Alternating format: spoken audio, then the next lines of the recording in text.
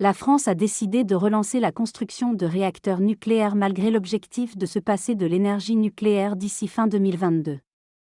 Le réacteur pressurisé européen à la centrale de Flamanville est censé être plus sûr et plus performant. Cependant, le démantèlement des anciennes centrales nucléaires, comme celle de Greifswald en Allemagne, pose des défis importants en termes de décontamination des matériaux radioactifs. Alors que la France mise sur l'avenir du nucléaire, des critiques sont émises concernant la complexité et les risques potentiels liés à cette technologie. Le défi de construction du réacteur EPR à Flamanville, qui devait durer 54 mois, est loin d'être terminé, soulevant des questions sur sa viabilité. Le fonctionnement des réacteurs nucléaires est soumis à de nombreux problèmes techniques, notamment des défauts de composants, des soudures défectueuses et des défauts d'étanchéité. Ces erreurs sont le résultat de normes de qualité et de sécurité non respectées lors de la conception et de la construction. La centrale nucléaire de l'Institut de Darmstadt en Allemagne a subi des retards importants et des coûts exorbitants. En France, EDF doit refaire des soudures défectueuses, entraînant des coûts supplémentaires et des retards. Le secteur nucléaire français est confronté à des problèmes industriels majeurs, avec des dépassements de coûts et des retards dans les projets de construction et de démantèlement des centrales. En Allemagne, la transition énergétique a entraîné la fermeture de plusieurs centrales nucléaires. En France, la prolongation de la durée de vie des réacteurs existants soulève des inquiétudes quant à leur sûreté et à la complexité des travaux nécessaires pour garantir leur bon fonctionnement. L'Institut de radioprotection et de sûreté nucléaire à Cadarache effectue des vérifications pour prolonger la durée de vie des réacteurs nucléaires. Il se concentre sur la résistance du dôme en béton autour du réacteur. Utilisant des câbles en fibre optique placés dans le béton, il surveille les contraintes et les déformations afin de détecter les pathologies potentielles. L'autorité de sûreté nucléaire inspecte également les anciens réacteurs et décide de les prolonger au cas par cas jusqu'en 2031. Par ailleurs, les déchets de béton provenant des centrales nucléaires sont stockés en tant que déchets faiblement radioactifs, en attendant leur transfert vers un centre de stockage définitif.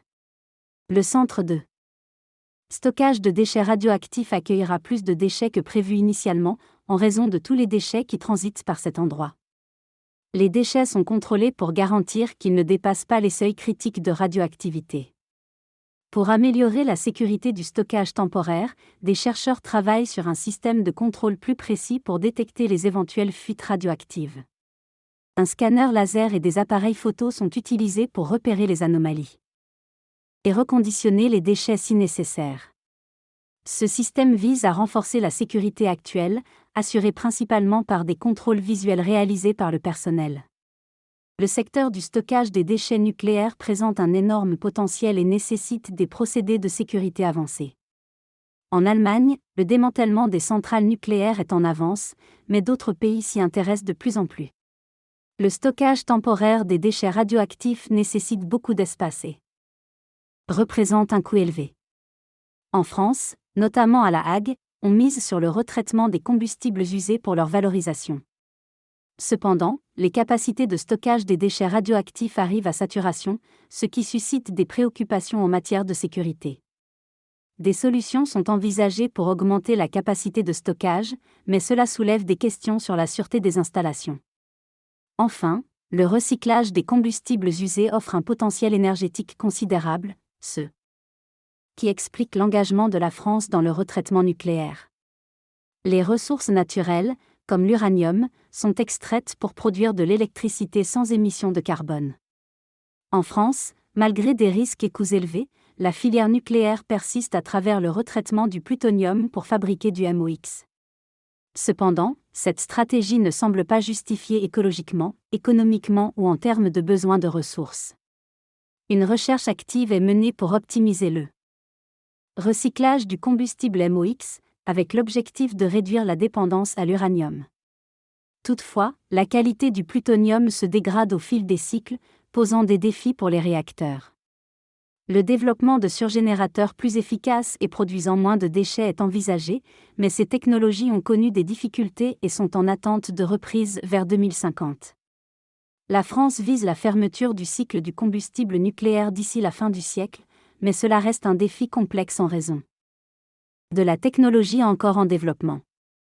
Actuellement, plus de 300 000 tonnes d'uranium sont stockées en France, avec des quantités supplémentaires provenant du retraitement.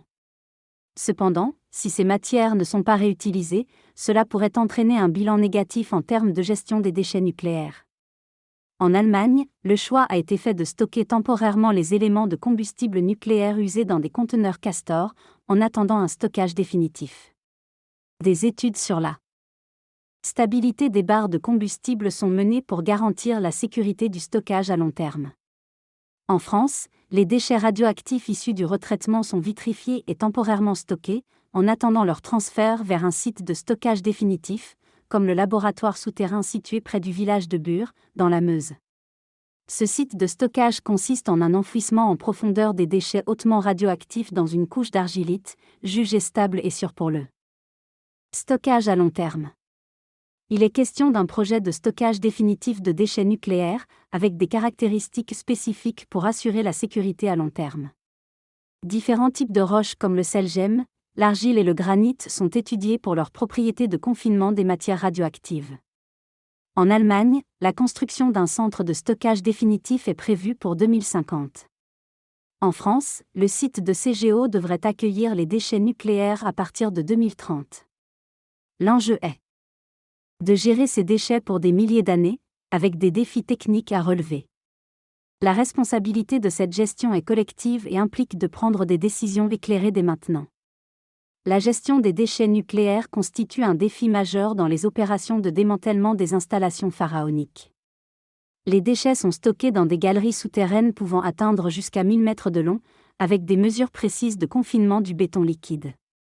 Malgré les avancées techniques, des doutes subsistent quant à la rentabilité des petits réacteurs modulaires, SMR, en France, nécessitant des investissements importants et une production en série pour devenir compétitifs.